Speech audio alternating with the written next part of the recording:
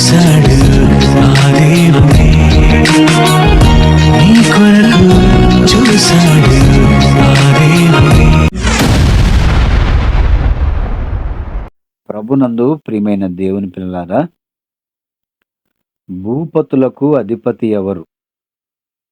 లేదా భూరాజులకు అధిపతి ఎవరు?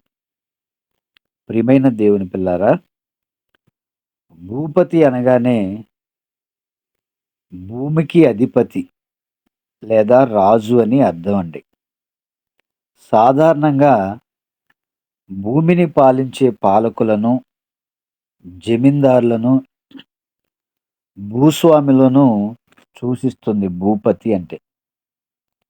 పురాతన కాలంలో రాజ్యాన్ని, భూభాగాన్ని పరిపాలించే వారిని భూపతులని అంటారు.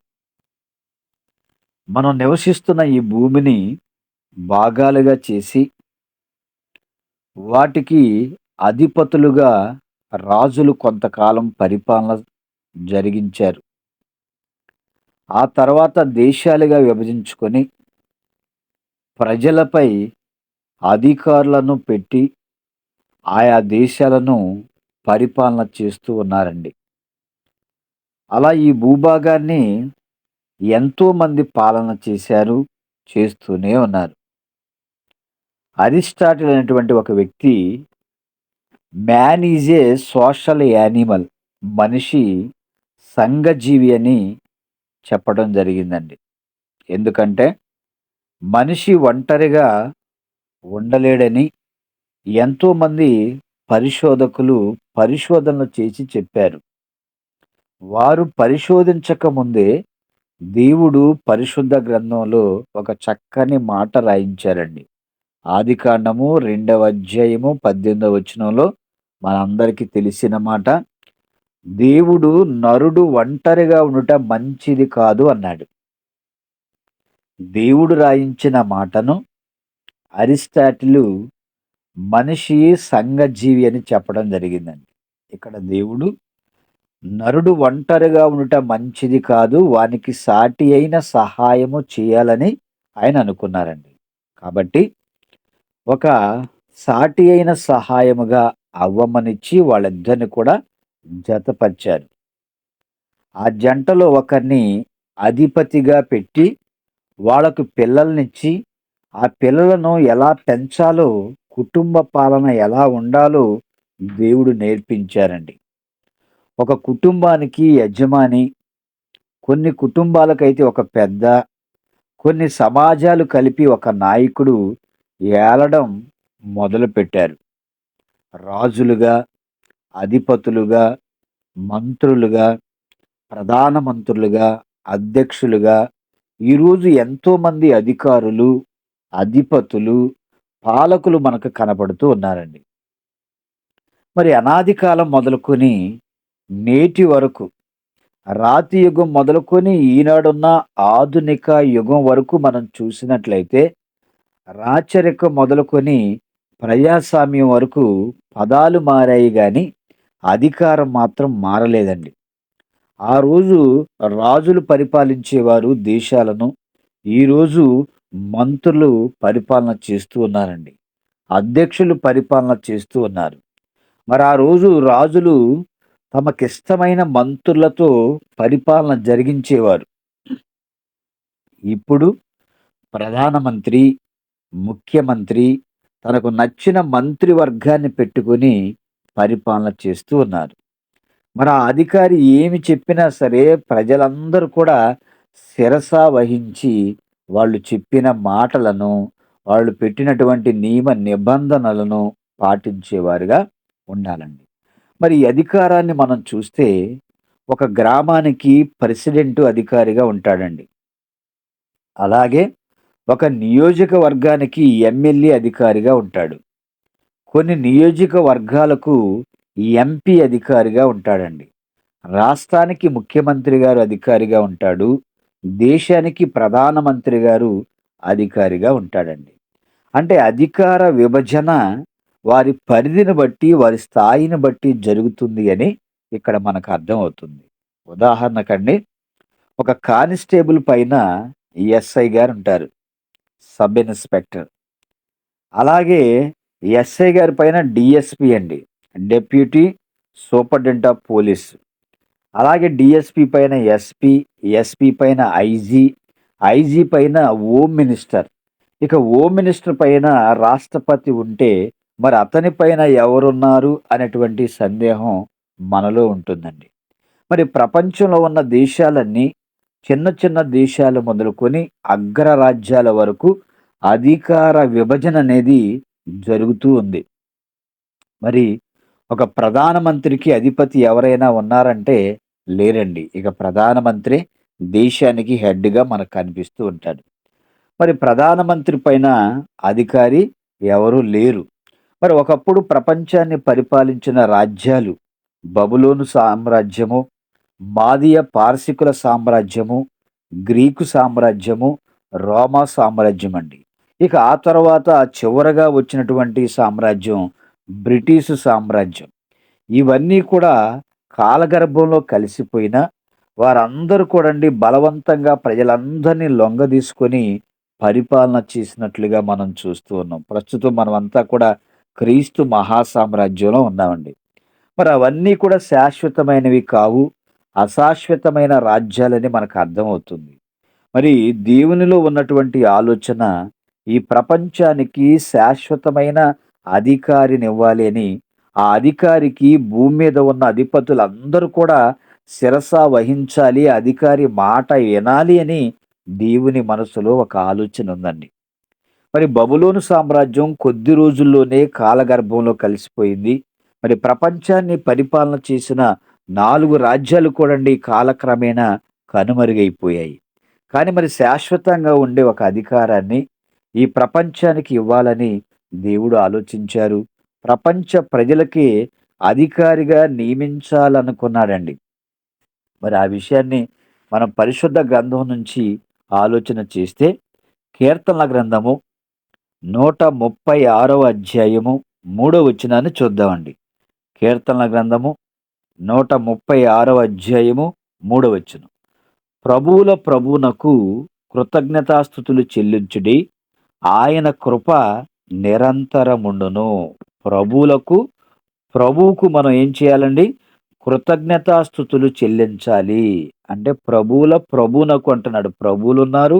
ఆ ప్రభువులందరికీ కూడా ప్రభువునకు మనమంతా కూడా థాంక్స్ చెల్లించాలని, ఆయన కృప నిరంతరము ఉండాలని ఈ మాటల్లో మనకి అర్థమవుతుందండి.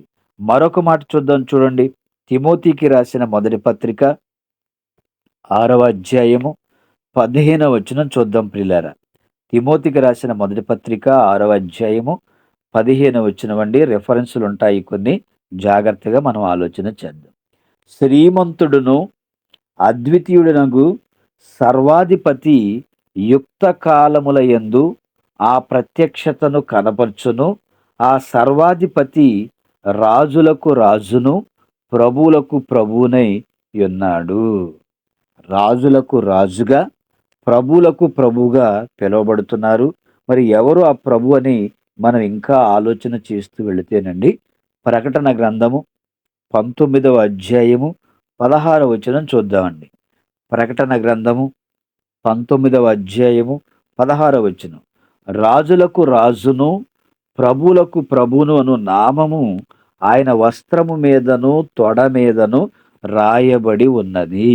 ఏమంటే ప్రభువులకు ప్రభువు, శ్రీమంతుడు, అద్వితీయుడు, సర్వాధిపతి, ఏమండి రాజులకు రాజు, ప్రభువులకు ప్రభు ఎవరో ఇక్కడ మనకు తెలియచేస్తూ ఉన్నారు. అంటే ప్రభు అంటేనండి పాలకుడు అని అర్థం, అధికారి అని అర్థం. మరి రాజులు ఒకప్పుడు రాచరికపు వ్యవస్థలో ఆ రోజుల్లో రాజుగారిని మరి ఎలా పిలిచేవారంటే, ప్రభువులు వారికి జయము అంటూ మరి వాళ్ళు ఆ సింహాసనం మీద కూర్చునేటప్పుడు చక్కగా మరి ఆ రాజుగారిని ఆహ్వానిస్తూ ఉండేవారండి. అంటే ప్రభువుల వారు ఇచ్చేయిచున్నారని, ప్రభు అంటే మా ఏలినవాడు, మా చక్రవర్తి, మా పాలకుడని మనం అర్థం చేసుకోవాలండి. అంటే ప్రభువులకు ప్రభు అను నామము మరి ఒక ఆయనకు పెట్టబడి ఉంది.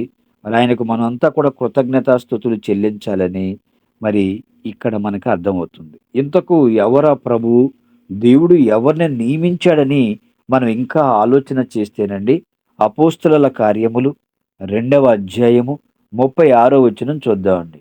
అపోస్తలుల కార్యములు 2వ అధ్యాయము 36 వచనం. మీరు సిలువ వేసిన ఈ యేసునే దేవుడు ప్రభువుగాను, క్రీస్తుగాను నియమించెను. ఆ యూదులు ప్రభుని సిలువేస్తే, మీరు సిలువ వేసిన ఈ యేసునే దేవుడు, తండ్రి అయిన దేవుడు ప్రభువుగాను, క్రీస్తుగాను నియమించెను అనేటువంటి విషయం మనకు అర్థమవుతుందండి. అంటే రాజులకు రాజు, ప్రభువులకు ప్రభు, భూపతులకు అధిపతి కూడా ఎవరు అంటే క్రీస్తు ప్రభువారని ఇక్కడ మనకి చాలా స్పష్టంగా అర్థమవుతుంది. కీర్తనల గ్రంథము 72వ అధ్యాయము 11వ వచనం చూద్దామండి. కీర్తనల గ్రంథము 72వ అధ్యాయము 11వ వచనం. రాజులందరూ అతనికి నమస్కారము చేసెదరు, అన్యజనులందరూ అతన్ని సేవించెదరు.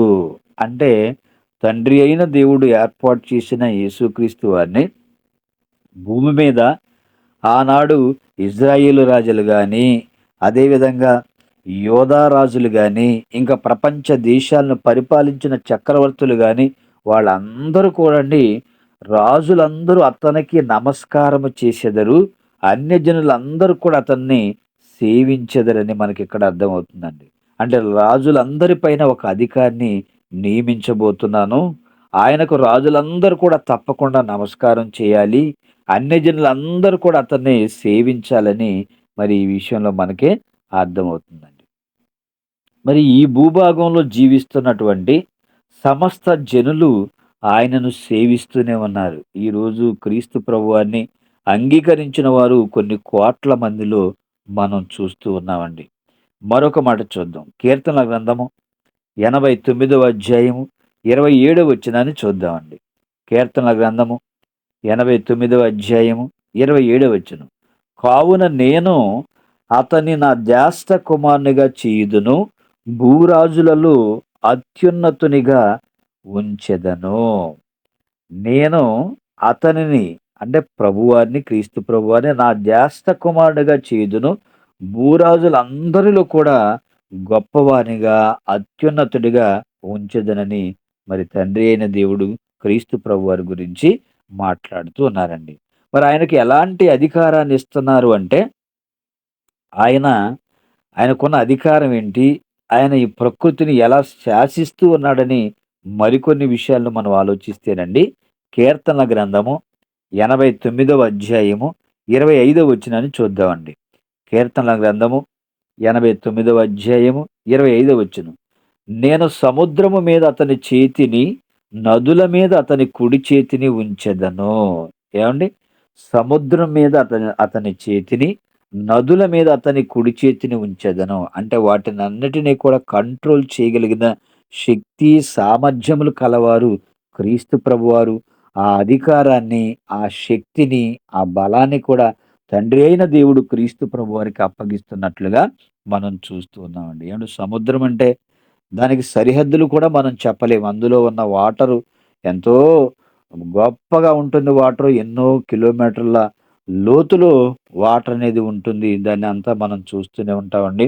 నదుల మీద కూడా అతనికి అధికారాన్ని నియమిస్తానన్నాడంటే మరి నిజంగా ఆయన ఇచ్చినటువంటి అధికారం నెరవేరిందని మనం ఆలోచన చేస్తే, మార్కు సువార్త 4వ అధ్యాయము 39వ వచనంలో, మార్కు సువార్త 4వ అధ్యాయము 39వ వచనంలో, అందుకాయన లేచి గాలిని గద్దించి నిశ్శబ్దమై ఊరకుండుమని సముద్రముతో చెప్పగా గాలి అణగి మిక్కిలి నెమ్మళమాయెను. ఏమండి? క్రీస్తు ప్రభువారు మరి ఆ ఓడలో నిద్రపోతూ ఉన్నప్పుడు, మరి శిష్యులు ప్రభు ప్రయాణం చేస్తూ వెళుతున్నప్పుడు మరి అక్కడ ఏమండి పెద్ద తుఫాను రేగటం మనమంతా చూసాము.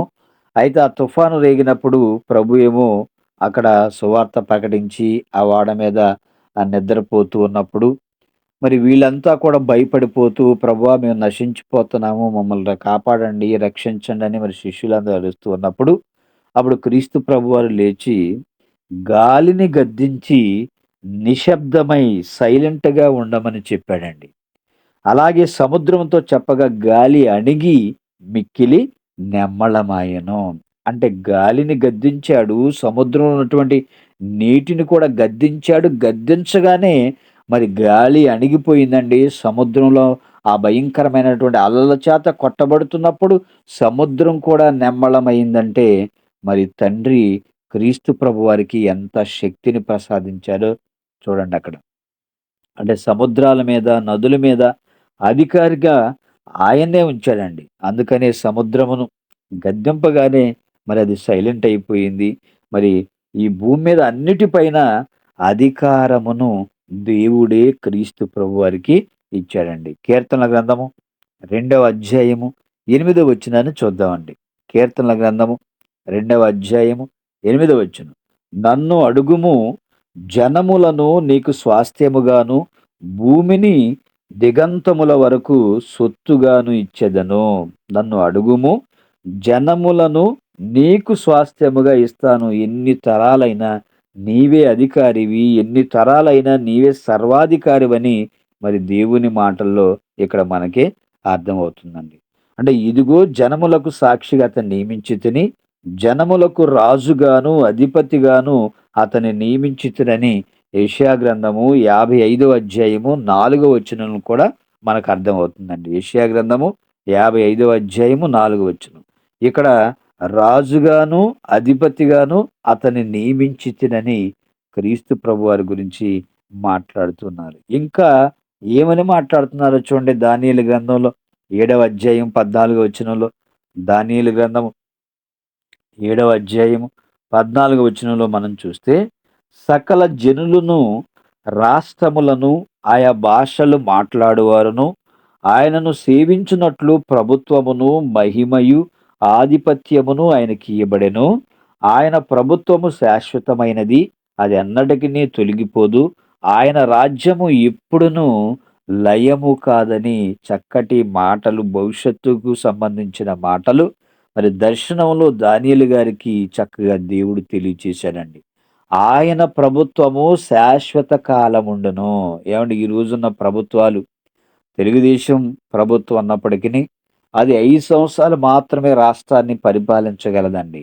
ఆ తర్వాత మరొకరు ఆ సింహాసనానికి రావడం మనం చూస్తూ ఉంటాం. మరొక పార్టీ ఏవండి మరలా ముఖ్యమంత్రి కావటం మనం చూస్తూ ఉంటాం. మరొక 5 సంవత్సరాలు ప్రజలందరినీ పరిపాలించడం మనం చూస్తూ ఉంటామండి. అంటే ఆయన ప్రభుత్వం, దేవుని ప్రభుత్వం, క్రీస్తు ప్రభువారికి అప్పగించిన అధికారం, అధికారిగా, అధిపతిగా ఆయన ఎన్ని యుగాలైనా ఆయనే పరిపాలన చేస్తూ ఉంటాడండి. కానీ ఈ రోజుల్లో ప్రభుత్వాలు 5 సంవత్సరాలు పరిపాలన చేసేసరికి మా అంత గొప్పవాళ్ళు లేరని వాళ్ళు ఉంటున్నారండి. మరి ఆయన ప్రభుత్వం శాశ్వత కాలముండును. ఇది దానియేలుకి దేవుడు చూపించేటువంటి దర్శనమండి. ఎలా చూపించాడంటే, దేవుని సముఖమునందు మనుష్య కుమారుని పోలిన ఒక ఆయన తేబడ్డాడు. మరి ఆయనకు ఏమి ఇయ్యబడ్డాయి అని చెప్తున్నాడంటే సకల రాష్ట్రాలు కూడా అండి. ఏమంటే ముఖ్యమంత్రి అయితే ఒక రాష్ట్రానికే ముఖ్యమంత్రి. ప్రధానమంత్రి అయితే మరి కొన్ని రాష్ట్రాలకు కలిపి ప్రధానమంత్రి, దేశానికి ప్రధానమంత్రి ఉంటాడు. అయితే ఇక్కడండి సకల రాష్ట్రాలు, ఆయా భాషలు మాట్లాడేవారు, ప్రభుత్వము, అధికారము, మహిమ అంతా కూడా క్రీస్తు ప్రభువారికి ఇవ్వబడింది. మరి మనం కూడా ఆయన్ను ఈరోజు మరి నమ్మిన వారిగా క్రైస్తవులుగా మనం పిలువబడుతున్నాం కాబట్టి, మరి మన గురించి కూడా దేవుడు ఏమని మాట్లాడుతున్నారో, క్రీస్తు ప్రభువారికి ఎంత అధికారాన్ని ఇచ్చారో, ఆ అధికారం ద్వారా మరి మనలందరినీ కూడా దేవుడు మరి సృష్టించుకొని మనమంతా ఆయన పాలనలో ఉండాలని దేవుడు కోరుకున్నాడండి. కొలసీలకు రాసిన పత్రిక మొదటి అధ్యాయము 16వ వచనం చూస్తే, కొలసీలకు రాసిన పత్రిక మొదటి అధ్యాయము 16వ వచనం. ఏలయనగా ఆకాశమందున్నవియు, భూమి యందున్నవియు, దృశ్యమైనవి గాని, అదృశ్యమైనవి గాని, అవి సింహాసనములైనను, ప్రభుత్వములైనను, ప్రధానులైనను, అధికారములైనను, సర్వమును ఆయన యందు సృజింపబడెను. సర్వమును ఆయన ద్వారాను, ఆయనను బట్టియు సృజింపబడెను. అంటే క్రీస్తు ప్రభువారు లేకోకుండా ఏది సృష్టింపబడలేదని మనకిక్కడ అర్థమవుతుందండి. ఆకాశమందున్నవి గాని, భూమి మీద ఉన్నవి గాని, మన కంటికి కనిపించేవి గాని, కంటికి కనిపించనివి గాని, అవి సింహాసనాలు గాని, ప్రభుత్వాలు గాని, ప్రధానులు గాని, అధికారులు గాని, లేదంటే సర్వము కూడండి ఉన్నాయంటే, మరి క్రీస్తు ప్రభువును బట్టి మనకి అవి సృష్టింపబడినట్లుగా మనం చూస్తూ ఉన్నామండి. అంటే యేసు ప్రభువారిని నమ్ముకుంటే రోగం పోతుంది అని మరి ఇలాంటి గొప్ప గొప్ప సంగతులు దేవుడు క్రీస్తు ప్రభువారికి అధికారం ఇచ్చారు. మరి ఆయన అందరికీ మరి గొప్ప నాయకుడు, అధిపతి, ప్రభువు, రాజులకు రాజు అని చెప్పుకోకుండా ఈనాడు క్రైస్తవ ప్రపంచంలో ఏవండీ యేసు ప్రభువారిని నమ్ముకుంటే రోగాలు పోతాయని చెప్తున్నారు. క్రీస్తు ప్రభువారిని నమ్ముకుంటే డబ్బొస్తుందని చెప్తున్నారు. క్రీస్తు ప్రభువారిని నమ్ముకుంటే అప్పులు తీరిపోతాయి అంటున్నారు. ఉద్యోగం వస్తుంది అంటున్నారు. కోరికలు తీరతాయని ఈ విధంగా యేసుక్రీస్తు వారిని ఒక మత బోధకుడిగా పరిచయం చేశారు గానండి, మరి ఆయనకు ఈ ప్రపంచం పైన ఉన్న అధికారం గురించి సరిగ్గా ఎవరో చెప్పట్లేదండి. ఈ తరాల్లో ఉన్నవారు కూడా. మరి యేసుక్రీస్తు వారు ఈ భూమి మీదకు వచ్చి మరి ఒక సామాన్యమైన వ్యక్తిగా జీవిస్తూ ప్రజలందరూ కూడా ఎలా బ్రతకాలో అలా బ్రతకడానికి గొప్ప మాదిరిని ఆయన చూపించి వెళ్ళారండి. మరి ఆయన చెప్పినటువంటి బోధ ప్రపంచ దేశాల్లో ఉన్న అనేక మంది పిల్లలని ఆలోచింపజేసింది. మరి ప్రపంచ ప్రజలందరినీ ఆయన వైపుకు వాక్యం ద్వారా ఆకర్షించుకున్నారండి. ఏ వ్యక్తి కూడా కొన్ని కోట్ల మందిని ఆకర్షించుకున్న వారిని మనం భూమి మీద బ్రతికిన వ్యక్తుల్లో చూడమండి. కానీ క్రీస్తు ప్రభువారు అనేక కోట్ల మందిని ఆయన బోధల ద్వారా ఆకర్షించుకోవడం జరిగింది. మరి ఆయన చనిపోయి, తిరిగి లేచి, పరలోకానికి ఆరోహణమై వెళ్ళిపోతూ కూడా మరి చివరగా కొన్ని మాటలు కూడా చెప్పారండి. ఏమని చెప్పారని మనం ఆలోచిస్తే మత్తయి సువార్త 28వ అధ్యాయము 18వ వచనం చూద్దామండి. మత్తయి సువార్త 28వ అధ్యాయము 18వ వచనం. అయితే యేసు వారి యొద్దకు వచ్చి, పరలోకమందును భూమి మీదను నాకు సర్వాధికారము ఇవ్వబడి ఉన్నది. ఎక్కడెక్కడండి? పరలోకంలో కూడా క్రీస్తు ప్రభువారికి సర్వాధికారం ఉంది. భూమి మీద కూడా ఆయనకు సర్వ అధికారము తండ్రి ఇవ్వటం జరిగిందండి. మరి ఈ అధికారం అంతా కూడా ఎవరికుందంటే క్రీస్తు ప్రభువారికి మాత్రమే ఉంది. ఉదాహరణకు మనం చూస్తే ఒక నియోజకవర్గంలో గెలిచినటువంటి ప్రజా నాయకుడిని ఎమ్మెల్యేగా గౌరవిస్తామండి. అంతకంటే మినిస్టర్‌కి ఇంకా ఎక్కువ గౌరవం ఉంటుంది. మినిస్టర్ కంటే కూడా ముఖ్యమంత్రిని ఎక్కువగా గౌరవిస్తారండి. ఇంకా ముఖ్యమంత్రి కంటే కూడా ప్రధానమంత్రిని దేశమంతా కూడా గౌరవిస్తుంది. మరి అధికారికి ఇచ్చేటువంటి గౌరవం అంటే అధికారి చెప్పింది చేయటమే కదండీ! ఏవండీ ఈరోజు తల్లిదండ్రుల మాటలు పిల్లలు వింటే పిల్లలు తల్లిదండ్రుల మాటకు విలువిచ్చినట్లు, గౌరవం ఇచ్చినట్లు. కానీ తల్లిదండ్రుల మాటను పిల్లలు వినకపోతే మరి పిల్లలు తల్లిదండ్రులకు గౌరవాన్ని ఇచ్చినట్లు కాదండి. అలాగే మన పైన ఉన్న అధికారుల మాట మనం వింటే అధికారులకు మనం గౌరవాన్ని ఇచ్చినట్లు. అలాగే క్రీస్తు ప్రభువారు చెప్పిన మాటలు, తండ్రి అయిన దేవుడు చెప్పిన మాటలు, పరిశుద్ధాత్మ ద్వారా రాయబడిన పరిశుద్ధ గ్రంథంలో ఉన్న దేవుని మాటలన్నీ కూడా అండి మనం విని పాటిస్తే మనం కూడా దేవుణ్ణి గౌరవించినట్లేనండి. మరి అధికారి మాటే శాసనంగా ఉంటుందండి. ఒక ప్రధానమంత్రిగా అధికారంలోకి వచ్చినటువంటి ఎవరైనా ఏమైనా చేయొచ్చని వాళ్ళ పరిపాలనా కాలంలో ఏవో కొన్ని కార్యక్రమాలు చేస్తూనే ఉంటారు. కారణం ఏంటి అంటే ప్రజలందరూ ఓట్లు వేసి గెలిపించారు గనుక అధికారం నాకుంది అని ఒక ప్రధానమంత్రి ఏవండీ ఏదైనా చేసేటువంటి హక్కు నాకుందని అతను చేస్తూ ఉంటాడండి. ఏవండీ మనకి తెలిసినటువంటి సందర్భమే. ప్రధాని మరి నరేంద్ర మోదీ గారి కాలంలోనండి నోట్లు మార్చేశారు. నోట్లంటే 500 రూపీసు, 1000 రూపీసు, 2000 రూపీస్ నోట్లు కూడా మార్చేయటం మనం చూసామండి. అంటే మార్చేసే అధికారం ఎవరికుందంటే అతనికే ఉంది, ప్రధానమంత్రి గారికి. ఎప్పుడు మార్చారంటే 2016 నవంబర్ 10న ఒకేసారండి ఈ రూ. 1000, రూ. 2000 ఏవండీ ఇవన్నీ కూడా మార్చటం మనం చూస్తూ ఉన్నాం. ఆ నోట్లు చెల్లవని ప్రకటించారు. ఏ పథకాలు ప్రవేశపెట్టాలన్నా అతనికి భారతదేశంపై అధికారం ఉంటుందండి.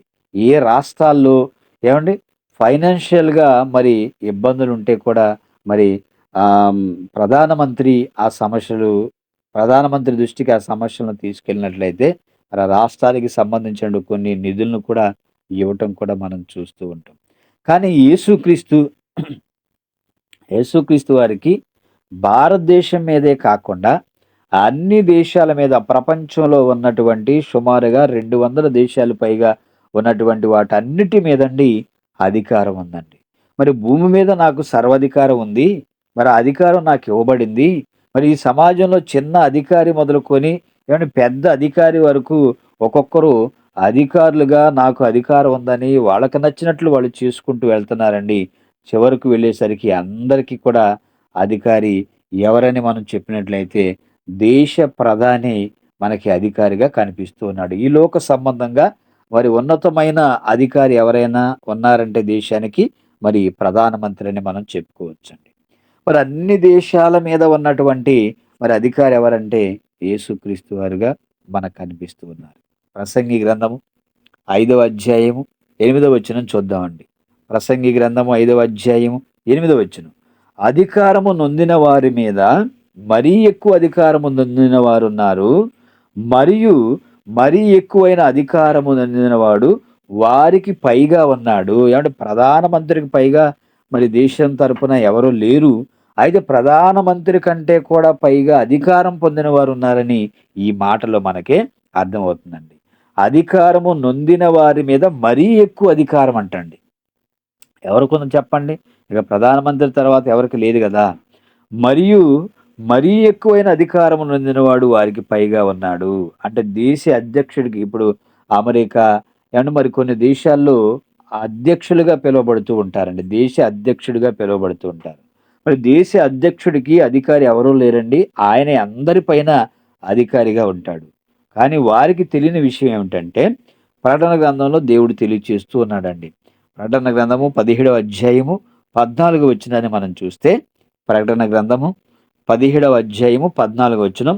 వీరు గొర్రెపిల్లతో యుద్ధము చేతురు గాని గొర్రెపిల్ల ప్రభువులకు ప్రభువును రాజులకు రాజునై ఉన్నందునను తనతో కూడా ఉండిన వారు పిలువబడిన వారై ఏర్పరచబడిన వారై నమ్మకమైన వారై ఉన్నందునను ఆయన ఆ రాజులను జయించెను. ఏమండి ఎంత గొప్ప మాట తెలియజేశాడో చూడండి. అదేవిధంగా మరొక మాటను కూడా మనం చూస్తే తిమోతికి రాసిన మొదటి పత్రిక 6వ అధ్యాయం 15వ వచనంలో ఇందాక మనం చదివినటువంటి మాటే, శ్రీమంతుడును అద్వితీయునగు సర్వాధిపతి యుక్త కాలమునందు ఆ ప్రత్యక్షతను కనపరచును. ఆ సర్వాధిపతి రాజులకు రాజును ప్రభువులకు ప్రభువునై ఉన్నాడని ఇందాక సందర్భంలో కూడా మనం చూసామండి. అంటే యేసుక్రీస్తు వారి గురించి చెప్పబడిన మాట. ఈయనే సర్వాధికారి అని చెప్పబడుతుందండి. అంటే సర్వానికి ప్రపంచానికి కూడా అధిపతి ఎవరంటే క్రీస్తు ప్రభువారు. ఒక రాజ్యానికి అధిపతి రాజు అయితే మరి యేసుక్రీస్తు వారండి రాజులకే రాజు ప్రభువులకే ప్రభువుగా మనకు ఆయన కనిపిస్తూ ఉన్నారు. ఒక రాజ్యంలో ఉన్న వారందరూ రాజును రాజుగారు అంటే మరి ఆ రాజుగారికి పైన మరొక రాజుగారు ఉన్నారు అనడానికి లేకోకుండా ఆ రాజు క్రీస్తుగా మనకి ఇక్కడ కనిపిస్తూ ఉన్నారండి. రాజ్యంలో ఉన్న ప్రజలందరూ రాజును ప్రభు అని పిలుస్తుంటే ఆ రాజులకు రాజు ప్రభువులకు ప్రభువు మరి యేసుక్రీస్తు వారు మనకు కనిపిస్తూ ఉన్నారు. మరి భూమి మీద ఉన్న పాలకులందరినీ పరిపాలించేది క్రీస్తే అని మనకు అర్థమవుతుందండి. కొలసీలకు రాసిన పత్రిక 2వ అధ్యాయము 10వ వచనం చూద్దామండి. కొలసీలకు రాసిన పత్రిక 2వ అధ్యాయము 10వ వచనం. మరియు ఆయన యందు మీరును సంపూర్ణులై ఉన్నారు. ఆయన సమస్త ప్రధానులకును అధికారులకును శిరస్సై ఉన్నాడు. ఈ భూప్రపంచంలో ఎంతమంది ప్రధానమంత్రులున్నా ఎంతమంది అధికారులున్నా వారందరికీ శిరస్సుగా ఉన్నది ఈ యేసుక్రీస్తు వారేనండి. అంటే ఇక్కడ సంఘాన్ని గూర్చి మాట్లాడుతూ మీరును సంపూర్ణులై ఉన్నారు. మీరు నమ్మిన యేసుక్రీస్తు వారు సమస్త ప్రధానులకును అంటే ప్రధానమంత్రి కూడా అధికారి ఆయనేనండి. అదేవిధంగా భారతదేశ అధికారిపై ఒక అధికారి ఉన్నాడండి. మరి అమెరికా దేశానికి ఎలా అధ్యక్షుడిగా ఒక అధికారి ఉన్నారో, పాకిస్తాన్‌కి కూడా ఒక అధ్యక్షుడిగా ఎలా ఉంటారో, ఇరాను, ఇరాకు ఇలా ఈ అన్ని దేశాలకు అధ్యక్షులుగా ఎలా ఉంటారో, మరి అందరికంటే కూడా ఆ అందరి అధికారులకు శిరస్సుగా ఉన్నది ఎవరయ్యా అంటే ఈ యేసుక్రీస్తు వారండి. చూడండి ఉదాహరణకు మనం చూస్తే ఒక కానిస్టేబుల్ నుండి డీఐజీ వరకు, గ్రామ ప్రెసిడెంట్ నుండి ప్రధానమంత్రి వరకు వారి వారి స్థాయిలను బట్టి అధికారులుగా పిలువబడుతూ ఉంటారండి. మరి ఈ అధికారులందరికీ శిరస్సు ఎవరయ్యా అని మనం ఆలోచిస్తే యేసుక్రీస్తు వారు శిరస్సుగా ఉన్నాడు. ఎందుకంటే యేసుక్రీస్తు వారు శిరస్సుగా మనకు కనిపిస్తున్నారు. యేసుక్రీస్తు వారు సమస్త ప్రధానులకును, అధికారులకును ఏమంటే శిరస్సు అంటే పై అధికారి. ఈ భూమి మీద ఉన్న వారందరిలో అధికారిగా ఆయనే ఉన్నారండి. మరి యేసుక్రీస్తు మన శిరస్సయితే ఆయన దగ్గర మనం ఎలా ఉండాలి చెప్పండి? చాలా జాగ్రత్తగా ఉండాలి. ప్రకటన గ్రంథము మొదటి అధ్యాయం 5వ వచనం చూడండి. ప్రకటన గ్రంథము మొదటి అధ్యాయము 5వ వచనంలో నమ్మకమైన సాక్షియు, మృతులలో నుండి ఆది సంభూతుడిగా లేచిన వాడును, భూపతులకు అధిపతి అయిన యేసుక్రీస్తు నుండియు కృపా సమాధానములు మీకు కలుగునుగాక. భూపతులకు అధిపతి మన టైటిల్ అదేనండి. భూపతులకు అధిపతి అయిన యేసుక్రీస్తు. లేకపోతే భూరాజులకు అధిపతి ఎవరంటే యేసుక్రీస్తు వారండి. అంటే మృతులలో నుండి లేచిన వారిలో ఆది సంభూతుడును, భూపతులకు అధిపతి క్రీస్తు ప్రభువారని మనకి చాలా చక్కగా అర్థమవుతుంది. అన్ని అధికారాలు కూడండి యేసుక్రీస్తు వారికే ఉన్నాయి. అతని ఆధిపత్యానికి మనమంతా కూడా లొంగాలి. ఎందుకంటే అతనికి ఎలాంటి అధికారం ఉందో మనకు తెలుసండి. ఎందుకంటే ఆయనకి పరలోకంలో మరి ఆయన అధికారాన్ని పొందుకున్నాడు. భూమి మీద కూడా అధికారాన్ని పొందుకున్నాడు. సర్వశక్తుల మీద కూడా ఆయన అధికారాన్ని పొందుకొని ఎక్కడున్నాడో చూడండి. పేతురు గారు రాసిన మొదటి పత్రిక 3వ అధ్యాయము 22వ వచనాన్ని చూద్దాం ప్రియులారా. పేతురు గారు రాసిన మొదటి పత్రిక 3వ అధ్యాయము 22వ వచనం. ఆయన పరలోకమునకు వెళ్ళి దూతల మీదను, అధికారుల మీదను, శక్తుల మీదను అధికారము పొందినవాడై దేవుని కుడి పార్శ్వమున ఉన్నాడు. ఏమంటే పరలోకంలో దేవదూతలున్నారు. అందులోనే ఆ దేవదూతలోని అధికారులున్నారు, పెద్దలున్నారు, శక్తులున్నాయి. ఏమంటే వాటన్నిటిపైన కూడా అధికారము పొందినవాడై దేవుడి కుడి పార్శ్వమున ఉన్నట్లుగా మనం చూస్తున్నాం. అంటే పరలోకానికి వెళ్ళిపోయి దూతల మీద, అధికారుల మీద, శక్తుల మీద అధికారం పొందాడండి. ఏమంటే ఏ దేశంలో అయినా మనం చూస్తే అమెరికా గానీ, ఆస్ట్రేలియా గానీ, పాకిస్తాన్ గానీ, మన భారతదేశం గానీ, ఇలా ఏ దేశాన్నైనా మనం చూస్తేనండి, ప్రతి దేశానికి కూడా త్రివిధ దళాలుంటాయండి. ఆర్మీ, నేవీ, ఎయిర్ ఫోర్స్ అనేవి అన్ని దేశాల వారికి మరి ఈ 3 త్రివిధ దళాలనేవి తప్పకుండా ఉంటాయి. ఎందుకంటే ఏ దేశం ఆ దేశం కాపాడుకోవడానికి శత్రు దేశాలు యుద్ధాలకు వచ్చినప్పుడండి మరి ఈ నేవీ వాళ్ళు పని చేస్తా ఉంటారు. ఆర్మీ వాళ్ళు పని చేస్తూ ఉంటారు. ఎయిర్ ఫోర్స్ వాళ్ళు కూడా యుద్ధాలు చేస్తూ మరి ఆ దేశాన్ని కాపాడే ప్రయత్నంలో ఉంటారు. అనేక మంది ప్రాణాలను కూడా వదిలేస్తూ ఉంటారండి. అంటే దేశం అంటే ఒకరికొకరు భయపడుతూ శత్రు దేశాల నుంచి కాపాడుకోవాలనేటువంటి ఆలోచన ప్రతి ఒక్క దేశానికి కూడా ఉంటుందండి. మరి ఆయన నోట నుండి ఒక్క మాట చెప్తే చాలండి. ఎవరైనా అమెరికా అధ్యక్షులు గాని, మన భారతదేశంలో ఉన్న ప్రధానమంత్రి గాని, ఇంకా పాకిస్తాన్‌లో ఉన్న అధ్యక్షులు గాని, మరి వివిధ దేశాల్లో ఉన్నటువంటి అధ్యక్షులు, ప్రధానులు వాళ్ళందరూ కూడండి ఏదైనా ఒక మాట చెప్తే త్రివిధ దళాలు సిద్ధమైపోయి రంగంలోకి దిగి పని చేస్తూ ఉంటాయండి. పక్క దేశాన్ని సర్వనాశనం చేసే ప్రయత్నం చేస్తూ ఉంటాయి. మరి ఈరోజు ప్రపంచంలోనండి అన్నిటికంటే గొప్ప సైన్యం, అన్నిటికంటే ఎక్కువ ఆయుధాలు కలిగి ఉన్నటువంటి దేశం ఏదైనా ఉంది అంటే అది అమెరికా దేశం అండి. అంటే ప్రపంచవ్యాప్తంగా మనం చూసినప్పటికిని ఇజ్రాయిల్ దేశం టెక్నాలజీలో అన్ని విషయాల్లో కూడా చాలా గొప్పది. కానీ మరి గొప్ప సైన్యము, ఆయుధాలు కలిగినటువంటి దేశంగా అమెరికా మనకి కనబడుతుందండి. ఇక పక్క దేశాలేవి అమెరికాతో శత్రుత్వం పెట్టుకోవడానికి ఇష్టపడవండి. ప్రయత్నం కూడా చేయవు. ఒకవేళ అలా చేస్తే మరి అమెరికా అధ్యక్షుడు మరి యుద్ధానికి దిగినప్పుడండి యుద్ధానికి ప్రకటిస్తే ప్రపంచంలో ఉన్న అన్ని దేశాలన్నీ కూడా భయపడిపోతూ ఉంటాయి. మరి యేసుక్రీస్తు వారి దగ్గర ఉన్న సైన్యం ఏవండి చాలా గొప్ప సైన్యం, ప్రకృతిలో ఉన్న సైన్యం మొత్తం కూడా మరి దేవునిదే కదండీ! మరి యేసుక్రీస్తు వారి దగ్గర ఎలాంటి ఆయన చేతిలో ఎలాంటి అధికారం ఉందని మనం ఆలోచిస్తేనండి, అతని దగ్గర మరి ఈ లోక సంబంధంగా దేశాలలో ఉన్నటువంటి అధ్యక్షుల దగ్గర త్రివిధ దళాలు పనిచేస్తూ, వాళ్ళ సైన్యం ఉన్నప్పటికిని, మరి దేవుని సైన్యం, ఆ సైన్యం మీద అధికారం క్రీస్తు ప్రభువారు కలిగి ఉండి, మరి అలా ఆయనకున్నటువంటి సైన్యం ఏంటి అని మనం ఆలోచిస్తేనండి, హెబ్రీయులకు రాసిన పత్రిక మొదటి అధ్యాయము 7వ వచనం చూద్దామండి. హెబ్రీయులకు రాసిన పత్రిక మొదటి అధ్యాయము 7వ వచనం.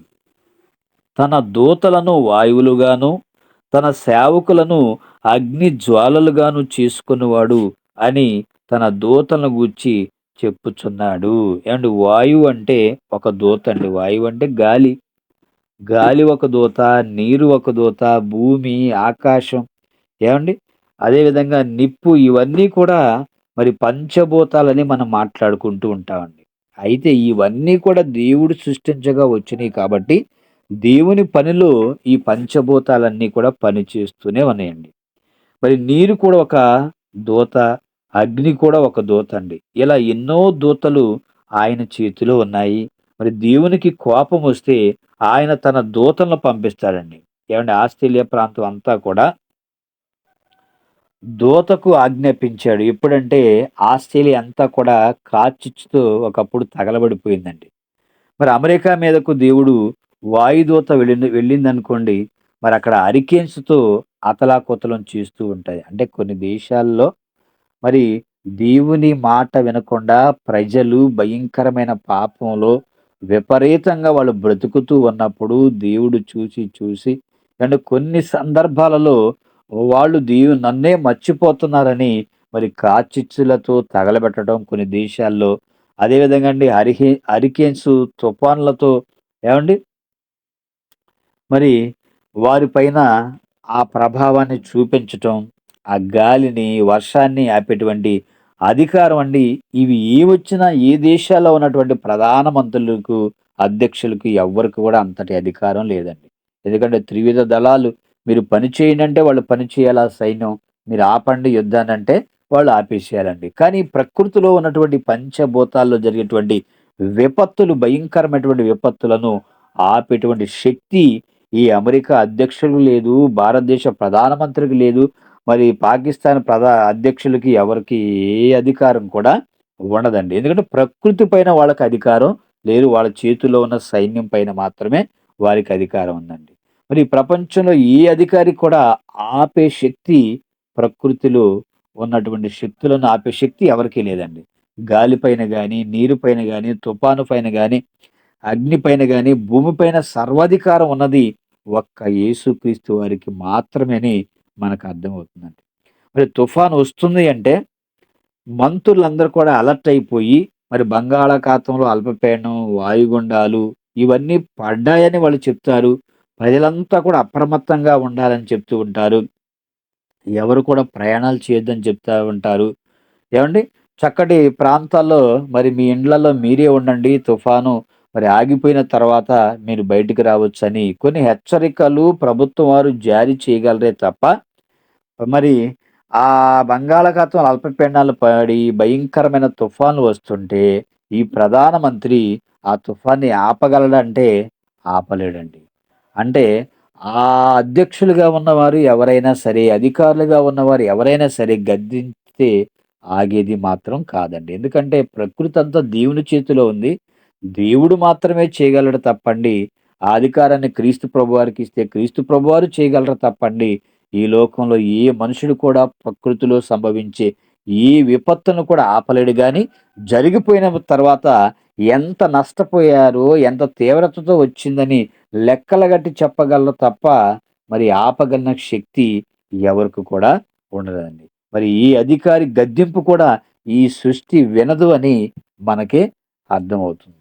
మార్కు సువార్త 4 అధ్యాయం 39 వచనంలో ఇందాక చదివినటువంటి మాటే.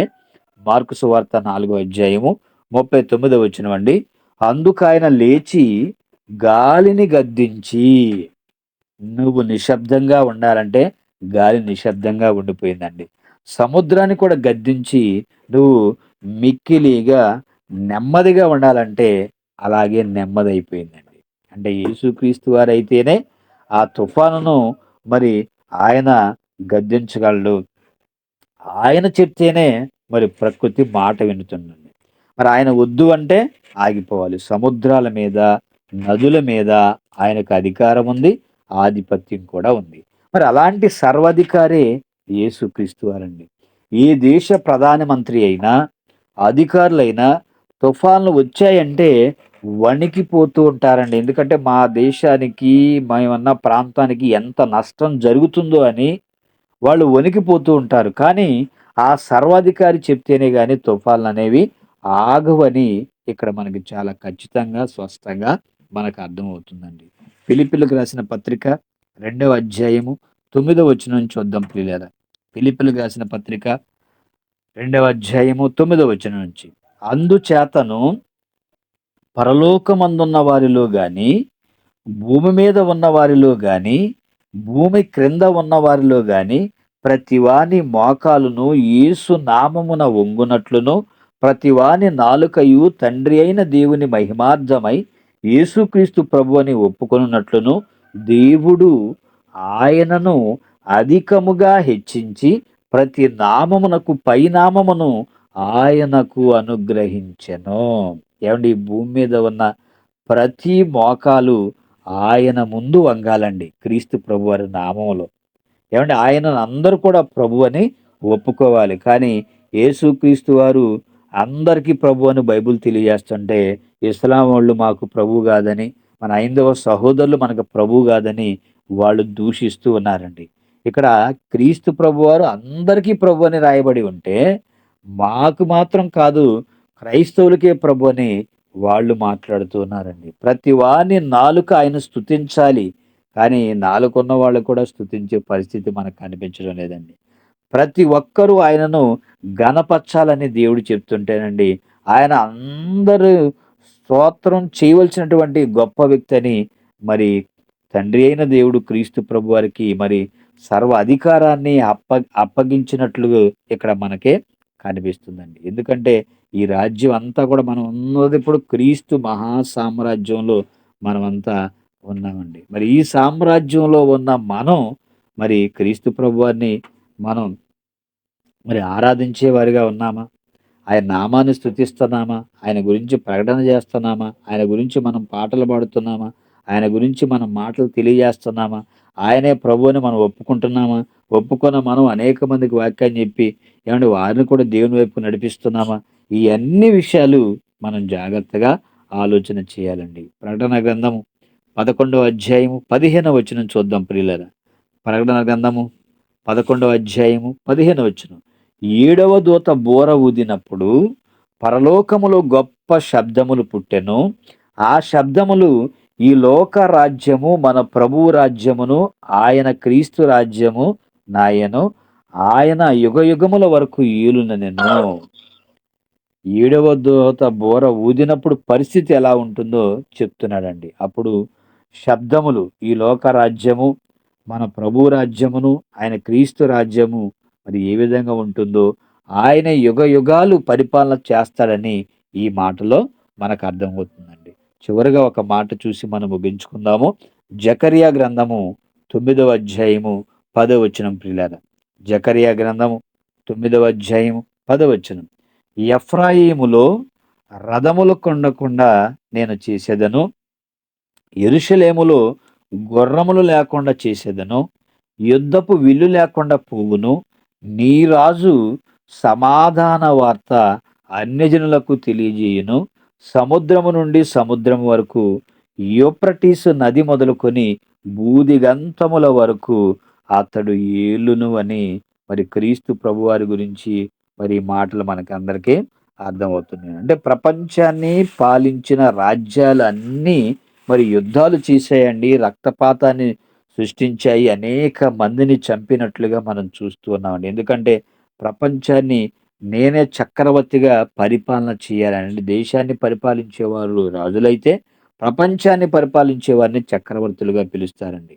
అంటే ప్రపంచాన్ని పాలించిన రాజ్యాలన్నీ కూడా యుద్ధాలు చేసి అనేక మందిని చంపడం మనం చూస్తున్నాం.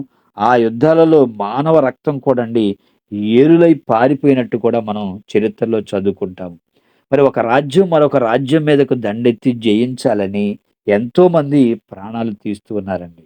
మరి ప్రపంచాన్ని పరిపాలన చేసిన బబులోను సామ్రాజ్యమైన, మాదీయ పారసికుల సామ్రాజ్యమైన, మరి గ్రీకు సామ్రాజ్యమైన, రోమా సామ్రాజ్యములైన ఆ రాజ్యాల పేర్లు పైకి వినబడిన దాని వెనక ఎన్నో లక్షల మందిని వాళ్ళు చంపేశారండి. కానీ భూపతులకు అధిపతి అయిన యేసుక్రీస్తు వారి సామ్రాజ్యం ఎవరి ప్రాణాలు తీయకుండా, శత్రువులను చంపకుండా, మనుషుల మనసును మార్చుకుంటూ యెరూషలేములో ప్రారంభమైన ఆ రాజ్యం అండి యోదయ, సమరయ దేశమంతటా కూడా వ్యాపించి ఈనాటికి కూడా ఖండాలు దాటి భూమి యొక్క నలుదిశల సువార్త వ్యాపించి ప్రారంభ శతాబ్దం మొదలుకొని నేటి వరకు శాశ్వతంగా దేవుని మాటలు నిలిచిపోయాయండి.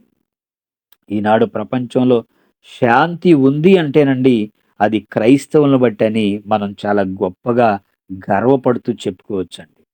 ఎందుకంటే ప్రభు చెప్పిన మాట నిన్ను వలె నీ పొరుగువారిని ప్రేమించమన్నారు. ఎప్పటికీ క్రైస్తవులను దూషిస్తున్నా, క్రైస్తవులను హింసిస్తున్నా, అదేవిధంగా బైబిల్‌ని కాల్చివేస్తున్నా, మా ప్రాంతాలకి వచ్చి మీరు సువార్త ప్రకటించవద్దు అని చెప్తున్నా, వాళ్ళు ఎన్ని చేసినా వాహనాలను వాళ్ళు పగలగొట్టినా, మరి సేవకుల మీద దాడి చేసినా, సేవకుల్ని చంపుతున్నా కూడండి, ఈనాటికి కూడా క్రైస్తవ్యం అనేది విస్తరిస్తూ వెళుతూనే ఉంది. మనం అందరం కూడా అనేక మంది మన సహోదరులను ప్రేమిస్తూ, ఎటువంటి మరి గొడవలోకి ఎళ్ళకోకుండా శాంతి, సమాధానం అనేటువంటి ఆయుధాలను మనం ధరించుకొని చక్కగా మరి మన పని మనం చేసుకుంటూ వెళ్ళిపోతున్న మత ఛాందసవాదులు మాత్రం అనేక మందిని రెచ్చగొడుతున్నట్లుగా కూడా మనం చూస్తూ ఉన్నామండి. మరి ఈనాడు భూమి యొక్క నలుదిశలు కూడా క్రీస్తు వారు బోధించినటువంటి బోధలు అందరిని కూడా ఆకర్షించుకున్నాయండి. మరి ఈ భూప్రపంచం అంతా విస్తరించిన ఈ సామ్రాజ్యంలోని సైన్యము ఏవండి క్రైస్తువులు ఏమైనా కత్తి పట్టారా? తుపాకీ పట్టారండి?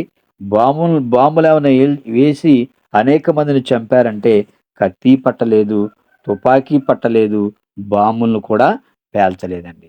మరి ఆ సామ్రాజ్యాది నేత ఎవరంటే భూపతులకు అధిపతి అయిన యేసుక్రీస్తు వారి మాటలు ఈ లోకానికి ఒక స్ఫూర్తినిచ్చి ఎంతో మంది మనసులను మరి ఆనాటి నుండి ఈనాటి వరకు కూడా మార్చుతూనే ఉన్నాయండి. అంటే క్రీస్తు ప్రభువారి మాటల్లో ఎంత శక్తి ఉందో చూడండి. మరి ఆయన బోధలు విన్నటువంటి ఈ లోకంలో అనేక మంది మహనీయులని చెప్పుకున్న వారు కూడా ఆ మాటల ద్వారా కొన్ని యుద్ధాలు ప్రకటించారు. ఆ యుద్ధాల్లో విజయాన్ని పొంది మరి దేశాలకు కూడా స్వాతంత్ర్యాన్ని తెచ్చినట్లుగా కూడా మనం చూస్తూ ఉన్నామండి. మరి ఎంత గొప్ప అధిపతో చూడండి.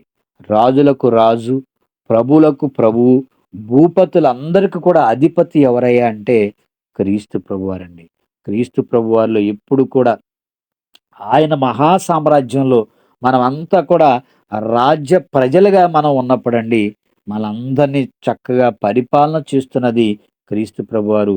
మరి ఆయన పరిపాలనలో ఉన్న మనమంతా కూడా అండి క్రైస్తవులుగా బ్రతుకుతూ మరి అనేక మందికి క్రీస్తుని గురించిన సువార్త ప్రకటిస్తూ నశించిపోతున్నటువంటి ఆత్మలను దేవుని వైపుకు నడిపించే వారిగా మనమంతా ఉండాలండి.